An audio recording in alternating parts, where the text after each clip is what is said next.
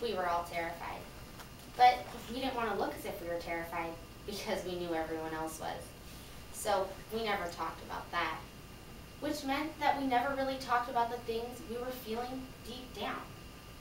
Instead, we talked about things to try and keep ourselves jolly. The only person I could talk to about the things I really cared about, my family, my mom, my fear of dying, was my horse. Hi, I'm Hannah Sheely, and I'm an intermediate in the Douglas County 4-H program. Those were the words of a soldier remembering the war. Horses have performed an amazing array of duties, functions, and roles throughout history for us humans. They have hauled wagons across this country, worked our fields, taken us on trail rides, herded cattle, and helped us 4-Hers through fair after fair after fair. But one of the horse's most important contributions throughout our early history, one that is sadly so often forgotten, is their role and involvement in wars and the military. The history of the warhorse, their different roles in war, their post-duty treatment, and some of the personal relationships they formed with soldiers can all help to give you a better picture of these forgotten heroes. The first use of horses in warfare occurred over 5,000 years ago. Chariot warfare was common in 1600 BC, and there is even record of manuals written as a guide for training chariot horses. The invention of this saddle, stirrups, and the horse collar revolutionized the effectiveness of the warhorse and brought new functions that they could perform for soldiers. In the Middle Ages, horses were used by knights and men-at-arms for jousting, hard battle, sieges, and swift mounted raids. Knights rarely fought mounted, but would dismount and send their horses to the rear, where they stood ready, if needed, to help pursue their opponents. The American Civil War was very dependent on highly mobile horse regiments for many battles. By World War I, horse cavalry began to be phased out with tanks, but was still used, especially as scouts. And by the end of World War II, horses were completely excluded from battle, but were still used extensively for transporting troops and supplies. Formal, battle-ready horse cavalry is nearly non-existent today, but many nations still maintain small units for patrol, ceremonial purposes, and education. Our equine counterparts have played many roles throughout history, but none quite like their role in warfare.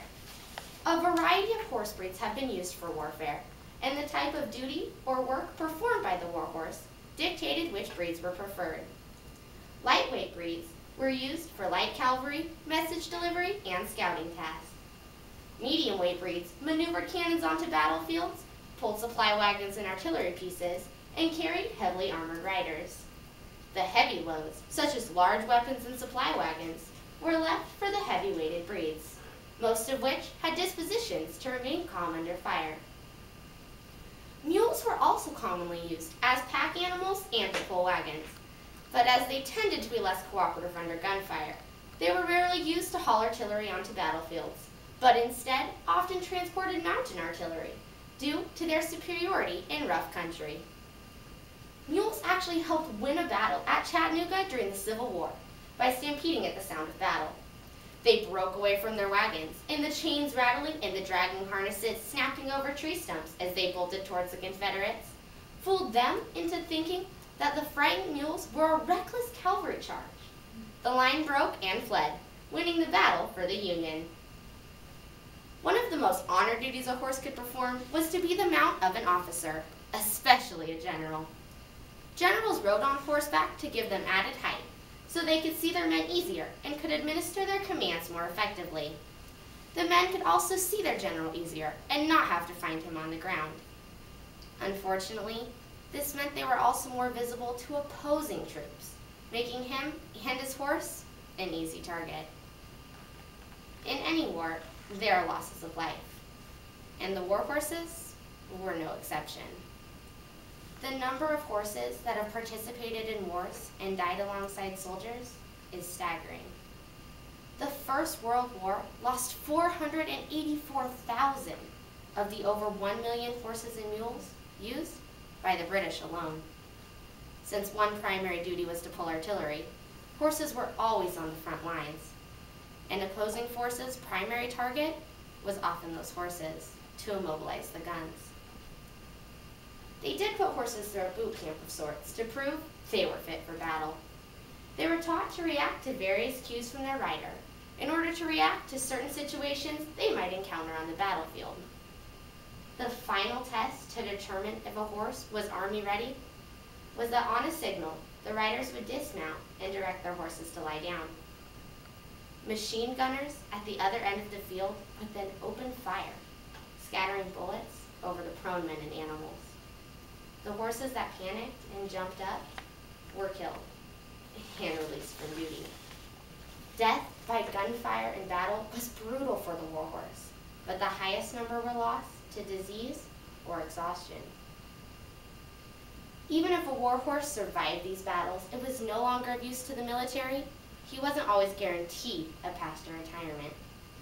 Many of the ex-warhorses were sold back to work as farm horses, or sold for their meat. Imagine a journey from your homeland to war, and then to a butcher.